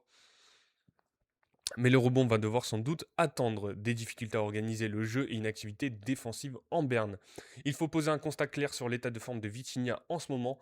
Le Portugais n'est pas devenu en quelques semaines un milieu quelconque, ce qui saute aux yeux bien au-delà de son échec sur penalty lors du match aller contre Monaco, c'est vrai qu'il y avait eu ça. C'est sa difficulté récente à organiser le jeu parisien. Sur la phase aller, comme il avait pu le faire au printemps dernier, l'ex-joueur de Porto porté par son volume de course exceptionnel, apparaissait comme le maestro du jeu parisien, avec cette capacité à résister au pressing adverse, très peu de pertes de balles et à initier souvent en portant le ballon la première relance de son équipe. Dans cet exercice, on aperçut un net essoufflement avec des orientations jeu mi-long, moins juste, des difficultés à sortir de la pression et des choix de jeu parfois inopportuns qui ont pu irriter ponctuellement certains de ses coéquipiers. Cela se traduit également plus proche du but par des frappes moins précises. Son activité défensive est aussi moins efficiente, Viti symbole avec Neves d'un contre-pressing si efficace est en deçà de ses standards habituels dans ce secteur. Avec par exemple plus de temps de réaction à la perte et des duels perdus. À l'origine de tout, une fatigue évidente. Au PSG, la baisse de régime du Portugais également était actée depuis quelques semaines avec une cause identifiée, l'enchaînement des matchs et les énormes efforts consentis par Vitinha pour n'en manquer aucun. Il n'est pas dans le caractère de l'ancien joueur du FC Porto de vouloir s'asseoir sur le banc en s'alignant systématiquement. Le staff avait mesuré le risque d'un possible essoufflement. À force de tout jouer, 2876 minutes,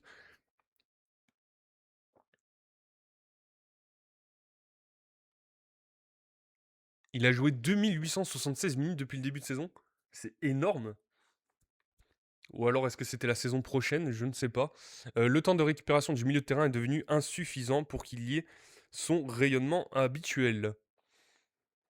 C'est la raison pour laquelle Luis Enrique s'est résolu à le mettre sur les bancs samedi contre Metz. L'Asturien, qui a échangé avec son joueur à ce propos, avait déjà évolué et évoqué cette hypothèse il y a quelques semaines. Faute de solution dans ce secteur de jeu, Fabien Ruiz a été blessé, Joao Neves, Lee Kangin et Seny Mayolu aussi, tandis que Warren Zaïre-Emery a longtemps dépanné à droite.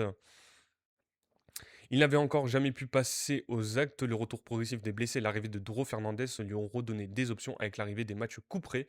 Il a jugé que le moment se prêtait enfin à le ménager un peu.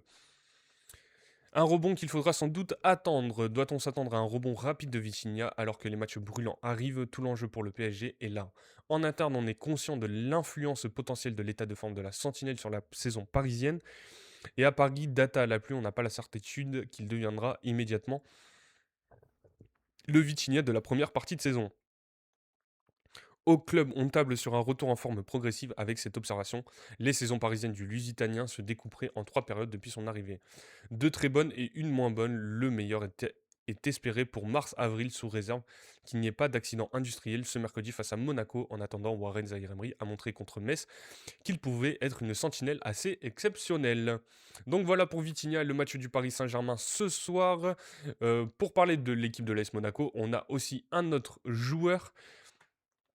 C'est Marnès Akiliouche qui doit relever la tête sous peine de voir la Coupe du Monde lui échapper avec les Bleus. On le dit souvent hein, nous, sur nos émissions dans Farmer Streak, hein, l'émission où on débat sur la Ligue 1. Marnès Akiliouche, hein, la saison dernière qui était très bon, mais cette année il est un peu moins efficace. Bon, après c'est dû aussi à la forme de l'AS Monaco au global, mais lui aussi est moins décisif et moins important dans le jeu. En perte de vitesse depuis ses débuts réussis en équipe de France à l'automne, l'international français est en ballottage défavorable pour aller à la Coupe du Monde. Il lui serait bienvenu de se montrer ce mercredi contre le PSG. Un article de Régis Testelin. Il est le dernier joueur français à avoir marqué un but avec les Bleus, mais qui s'en souvient? C'était en Azerbaïdjan le 16 novembre dernier, victoire 3-1 sur une passe de Malo Gusto. Le but du 2-1 avant le troisième inscrit contre son camp par le gardien de but local. Le staff de Didier Deschamps avait aimé l'automne tricolore de Marnès Akilouche et tire un bilan satisfaisant de ses 5 sélections en équipe de France. Au crédit du monégasque, son attitude, sa discrétion, sa façon d'arriver sur la pointe des pieds, mais de se libérer dès ses premiers ballons et sa capacité d'évoluer à plusieurs postes devant. Franchement, avec nous, ça s'était plutôt bien passé, dit un cadre de la vie des Bleus, qui pense à lui en tant qu'ailier droit ou en tant que meneur de jeu axial. Deschamps aime sa créativité, son volume de jeu, sa technique évidemment, et cette efficacité à se glisser entre les lignes. À son débit, il y a ce déficit de puissance sur certaines situations de 1 contre 1 et cette forme d'irrégularité dans les performances, sans que le staff tricolore n'ait encore clairement tranché sa réflexion. Akilouche est d'abord victime d'un collectif monégasque défaillant, comme le suggère son entourage, ou n'arrive-t-il pas à passer au-delà et à rester performant quand l'équipe ne l'est pas? Dites-moi, hein, pendant que je lis cet article, est-ce que vous pensez que Martinez Akiliouche mérite sa place en équipe de France pour la prochaine Coupe du Monde? On rappelle, il reste que 2 matchs de préparation en mars et après il y aura 1 ou 2 matchs avant la Coupe du Monde, mais le groupe sera déjà fait. Et est-ce que vous pensez que Martinez Akiliouche a la place sur les 23, je crois qu'il y a 26 maintenant places, est-ce qu'il sera bien présent aux États-Unis, au Mexique et au Canada? Il faudra d'abord que Deschamps prenne 9 offensifs au lieu de 8. La question mérite d'être posée quand des individualités comme Folarin Balogun, Denis Zakaria et même Ansu Fati arrivent à être bons, parfois très bons quand la période ne l'est pas. Les 4 derniers mois d'Akliouche ont été inconstants et décevants. Dans la foulée d'un été où il a fallu rester à Monaco, faute d'offres concrètes, il a perdu l'entraîneur qu'il a lancé au plus haut niveau à 18h et a découvert la fameuse attente qui guette les internationaux à chacune de leurs sorties. Un match raté vaut 3 matchs réussis et il n'est pas toujours facile d'accepter l'ingratitude de cette règle. Néanmoins, il reste un joueur suivi par le staff des Bleus et si le sélectionneur ne sera pas au Parc des Princes ce mercredi, Guy Stéphane s'assiera en tribune pour lui attentif au seul international français de l'ASM, toujours candidat à une place dans les 26 pour la Coupe du Monde, même s'il part de loin. Pour que le Monégasque ait une chance de voir les États-Unis, il faudra d'abord que Deschamps prenne 9 joueurs offensifs au lieu de 8, alors que 6 attaquants semblent d'ores et déjà certains d'être dans les 26. Bradley Barcola, Ryan Cherki, Ousmane Dembélé, Désiré Doué, Kylian Mbappé, Michael Olise, et que 2 autres ont pris de l'avance sur la concurrence, Hugo Ekitike et Marcus Thuram. Son entourage le dit conscient de ce passage difficile. La 9e place, au cas où, devrait donc se jouer entre Kingsley Coman, Randall Colomani, Jean-Philippe Mateta, Christopher Nkoukou, Florian Thauvin et lui, et il n'est pas le moins bien placé de ces 6-là. Il leur reste du temps pour se montrer, mais ce sera aussi une question de profil. Un avant-centre plus qu'un créateur et percuteur et de structure de la liste. Or, le Monégasque est d'abord perçu comme un ailier droit par le staff des Bleus. Et il en a 3 devant lui capables d'occuper le poste selon les circonstances, Dembélé, Doué et Olysée. Il serait donc temps pour Akiliouche de reprendre le fil de sa progression, de faire gagner la SM, de noircir sa feuille de stats, 4 buts et 6 passes décisives, et de profiter à fond de l'exposition du soir face à un club qu'il observe depuis longtemps. Est-ce que vous pensez aussi que Martinez Akiliouche, là on l'a dit, 4 buts, 6 passes décisives, est-ce qu'il peut finir sur un, alors peut-être pas un 15-15, mais un 10-10, 10 passes décisives, 10 buts, au moins pour la fin de saison, voire 12, ça serait bien pour il mette un coup d'accélérateur et qu'il obtienne sa place pour cette Coupe du Monde. L'été dernier, Luis Campos avait appelé son compatriote Thiago Scuro, directeur général de l'ASM, pour parler du cas Akliouche. On rappelle aussi qu'il valait quasiment, je crois que 40 millions avait proposé l'Inter pour le faire signer cet été, hein. Un joueur que le conseiller sportif du PSG aime bien voir pour jouer en 4-3-3 au poste de milieu intérieur. Gauche, le club de la capitale avait finalement décidé de conserver Lee Kangin dans son effectif à une époque où l'ASM pensait pouvoir vendre son gaucher pour 70 millions d'euros. C'était très ambitieux et la courbe de performance de l'international français a nettement fait chuter ce tarif prohibitif. Préservé du match à Lens pour un coup reçu à la hanche où l'ASM s'est imposé sans lui, Akliouche devrait être titulaire ce mercredi, le jour de ses 24 ans. Dans son entourage, on le dit conscient de ce passage difficile, vécu comme un cap à passer, mais serein et apte à en sortir. Il n'y a plus de temps à perdre. En plus, il a déjà 24 ans, c'est pas comme s'il était une jeune pépite de 19, 20 ans. Je pensais que même moi, qu'il était plus jeune, hein, qu'il en avait 22.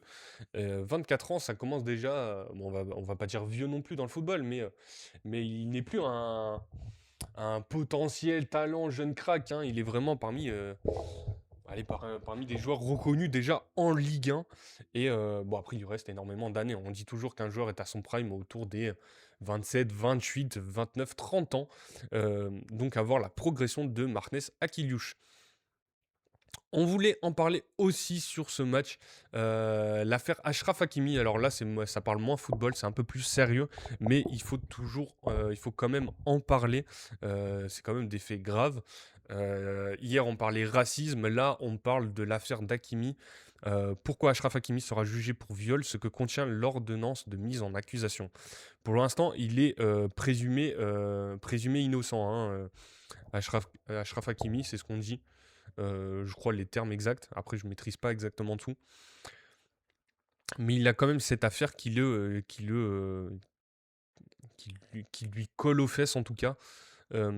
Achraf Hakimi a été renvoyé devant la cour criminelle départementale des Hauts-de-Seine pour viol ce mardi. Il existe des charges suffisantes à l'encontre du joueur du PSG d'avoir exercé une contrainte morale pour parvenir à des actes de pénétration. Selon la juge qui liste toutefois plusieurs éléments à décharge. Un article de Marc Le Plongeon. Comme révélé ce mardi, Achraf Hakimi a été renvoyé devant la cour criminelle départementale pour viol, commençant par un rappel des faits. Dans son ordonnance de mise en accusation devant la cour criminelle départementale des Hauts-de-Seine, la juge d'instruction revient aux origines de l'affaire, à savoir une main courante déposée le 25 février 2023 au commissariat de Nogent-sur-Marne par une jeune femme, Amélie. Le prénom a été modifié. Devant les policiers, elle décrit s'être rendue au domicile du joueur la veille après 1h du matin à la suite de messages échangés sur Instagram depuis plusieurs semaines. Elle raconte avoir subi une pénétration digitale contre son gré avant de quitter la maison. À l'époque, elle refuse de déposer plainte, affirmant vouloir se contenter d'un signalement pour que d'autres femmes ne soient pas victimes des mêmes faits, relève la juge. Elle donne cependant le contact d'une amie venue la chercher en voiture à proximité du domicile d'Hakimi, qui ne souhaite pas davantage être entendu. Le joueur aurait insisté pour avoir des relations sexuelles. Le 1er mars, alors que l'affaire a été médiatisée, les jeunes femmes acceptent finalement d'être auditionnées. Les policiers découvrent sur le téléphone de l'ami d'Amélie une série de messages ambigus datés du soir des faits. Alors, je vais le baiser, essaie de choper les codes, on va le dépouiller. Puis à partir d'1h27, il m'a attrapé la bouche, c'est très grave. Ou encore, il me viole. Auprès de la police, l'ami livre le récit des faits tels que rapportés par Amélie. Achraf Hakimi aurait insisté pour avoir des relations sexuelles et l'aurait pénétré digitalement malgré son refus. Entendu à son tour, Amélie répète s'être rendue à son domicile pour changer les idées et pour oublier sa rupture avec son petit ami. Elle précise n'avoir à aucun moment été menacée ou violentée et n'avait pas vécu la scène comme un cauchemar, relève le magistrat instructeur. La plaignante ne voulait pas poursuivre Hakimi. Amélie ne désire aucune médiatisation. Je ne m'amuserai pas à raconter tout cela si c'était faux, aurait-elle précisé devant la juge, refusant toujours de porter plainte et déclinant tout examen. Elle décline quand même un examen gynécologique ou psychologique. Le joueur lui conteste tout attouchement sexuel et toute pénétration digitale. Il est mis en examen le 2 mars 2023. Donc ça date d'il y a quasiment 3 ans, hein. Il estime avoir été victime d'une machination comme le montreraient les mystérieux messages échangés entre Amélie et son ami. Les jeunes femmes plaident une simple blague entre elles. Bizarre. Amélie, Amélie finit par se constituer partie civile mais refuse toujours de remettre son téléphone à la juge d'instruction qui lui fait remarquer que sa description du déroulement des faits avait évolué. La jeune femme se dit désolée de ne plus avoir le souvenir du déroulé précis, précisant que si elle gardait un souvenir flou de la chronologie, les faits étaient nets. Aux yeux de la justice, c'est un viol, mais moi je l'ai plus vécu comme des attouchements, je ne voulais pas le poursuivre, précise-t-elle durant l'instruction. Toujours selon la juge d'instruction, Une des deux expertes psy à l'avoir examinée n'a décelé aucune réelle tendance à l'affabulation, mais a révélé qu'Amélie pouvait avoir été influencée par l'une de ses proches lui ayant conseillé de dénoncer les faits. Des interrogations émises par l'experte sur l'attitude et certains propos de la jeune femme. L'experte notait aussi un esprit de vengeance clairement énoncé, surtout dirigé contre les médias et les journalistes plus que contre l'auteur. L'experte émet des interrogations sur l'attitude et certains propos de la jeune femme qu'elle estime ne pas être le vocabulaire d'une victime d'agression sexuelle, avant de s'interroger sur son comportement lors des faits et de la questionner sur l'expression de son consentement. Elle ne relevait aucun traumatisme psychique, assure la juge. La seconde experte psy révèle pour sa part que le récit de la partie civile n'est pas marqué par la dramatisation ni la fabulation et elle ne souhaitait être crue selon le magistrat instructeur. L'enquête se poursuit ensuite avec l'audition des proches de la partie civile et d'Ashraf Hakimi, une jeune femme rencontrée par le footballeur le soir même des faits, quelques heures avant sa venue, précise aussi à la police d'avoir refusé des relations sexuelles avec le joueur, mais ajoute qu'il n'avait pas insisté. Il avait respecté sa volonté de ne pas avoir de rapport sexuel ce soir-là et elle avait ensuite quitté son domicile, relève la juge. Également interrogé, Kylian Mbappé affirme que son ami était incapable selon lui de commettre de tels faits. Le Madrilène dévoile que son ancien partenaire au PSG lui avait rapporté qu'il y avait eu des caresses mutuelles sur les parties intimes. Pour moi, toucher le dos, le cou, l'embrasser, lui toucher les cheveux, c'est ça, répond Hakimi une nouvelle fois interrogé. Au fil de son raisonnement, la juge considère qu'il existe suffisamment d'éléments à charge pour renvoyer Ashraf Hakimi devant la cour criminelle, à savoir les propos constants et répétés de la partie civile selon lesquels elle avait subi une pénétration digitale. Elle rapporte lui avoir déclaré qu'elle ne voulait pas de rapport sexuel avec lui ce soir-là, précise la juge. Si elle a pu varier dans la chronologie des faits, elle est toutefois restée constante sur la nature des actes imposés, ajoute la magistrate. Si elle dit que le mis en examen a pu se méprendre sur ses intentions initiales, elle maintient qu'il ne pouvait avoir mal interprété ses gestes et paroles de refus au moment de la pénétration digitale, poursuit-elle. La juge considère également que les confidences d'Amélie à des proches pendant ou immédiatement après les faits corroborent ses propos. Elle estime aussi que la partie civile n'a jamais cherché à obtenir de l'argent ni à accabler le mis en examen. Un procès est ordonné en présence d'une accusation qui repose sur la seule parole d'une femme qui a fait obstacle à toutes les investigations, qui a refusé tous les examens médicaux et recherches ADN, qui a refusé l'exploitation de son téléphone portable, qui a refusé de donner le nom d'un témoin clé, une femme dont 2 expertises psychologiques successives ont révélé le manque de lucidité sur les faits qu'elle prétend dénoncer et encore l'absence de tout symptôme post-traumatique. Le tout alors qu'elle a tenté de dissimuler à l'autorité judiciaire plusieurs messages échangés avec l'une de ses amies projetant de dépouiller Monsieur Hakimi. C'est déterminé et combatif que nous attendons ce procès alors ce procès pour que justice soit rendue, réagit l'avocate du joueur, maître Fanny Collin. Il y a 3 ans, ma cliente dénonçait les faits de viol commis sur elle par Ashraf Hakimi, souligne de son côté maître Rachel Flore Pardo. Après 3 ans de combat judiciaire, ma cliente accueille avec soulagement l'ordonnance de mise en accusation d'Ashraf Hakimi devant la cour criminelle départementale pour viol. L'ordonnance de renvoi rendue ce jour est parfaitement cohérente avec avec les éléments du dossier et les réquisitions du procureur de la République. Si la justice a été dans ce dossier exemplaire, le traitement plus général de cette affaire rappelle une chose, il reste des milieux où le mouvement MeToo n'a pas franchi le mur du son, avec en première ligne le monde du football masculin. Donc voilà, pour l'instant, on ne peut pas s'exprimer dessus, évidemment. Euh, c'est extrêmement compliqué. Il y a une affaire qui suit son cours. On suivra évidemment ce qu'il en est pour Ashraf Hakimi, les suites, hein, s'il est reconnu coupable. S'il est reconnu non coupable, on verra est-ce qu'il y aura des suites, un appel, quelque chose. Hein, je m'y connais très mal en droit. Et s'il est reconnu coupable, est-ce qu'il y aura des sanctions évidemment, ça sera à suivre. On vous tiendra au sujet de cette affaire, en tout cas. On va passer à autre chose, quelque chose de, de peut-être plus gai. En plus, on est bientôt à la fin du live. Je voulais quand même finir sur un petit jeu. Oui, on passe du tout au tout, hein, c'est un peu... C'est un peu compliqué, mais on va peut-être finir sur un jeu et la grille foot de l'équipe. Et donc il faut trouver les 9 joueurs de football cachés derrière les indices.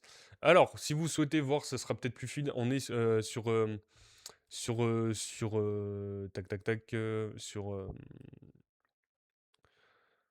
sur Twitch hein, pour voir le live. Et comme ça, vous pouvez voir ce qu'il en est de ce petit jeu pour finir. Hein. Il nous reste 5-10 minutes pour la fin de ce live.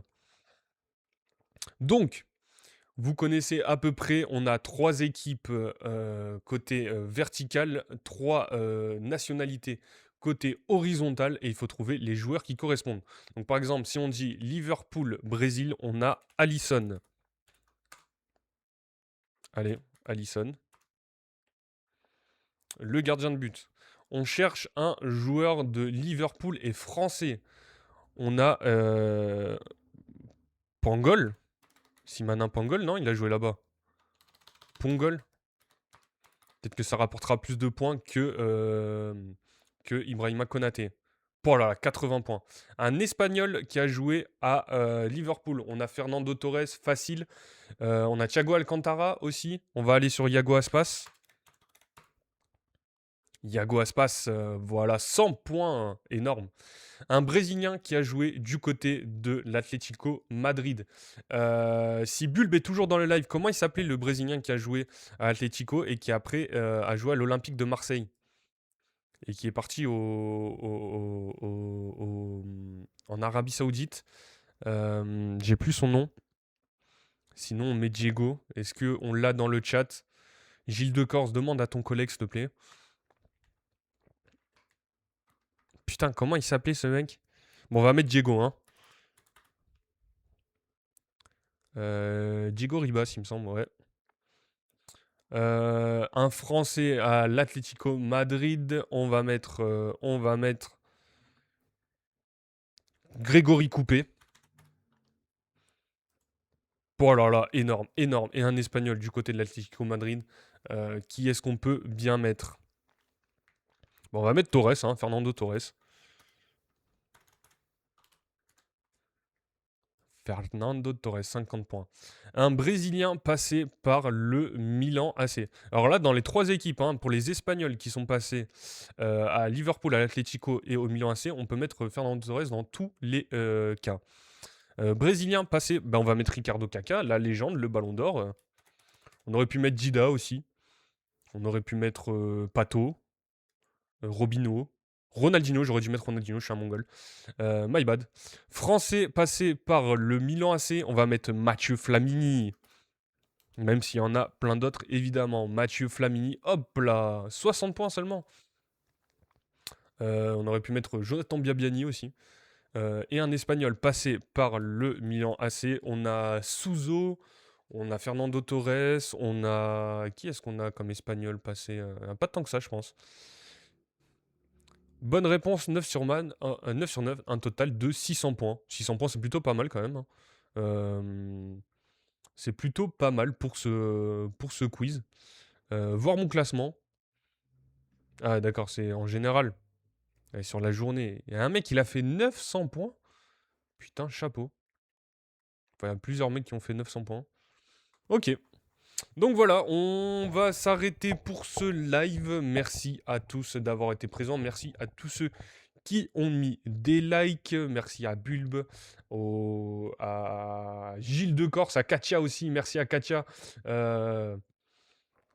d'avoir été là. Katia de Saint-Pierre. Merci à Ligue 1 Plus. Hein, c'était le vrai compte, hein, je suis sûr, qui a discuté avec nous football. Merci à Lisa Marie pour les cadeaux.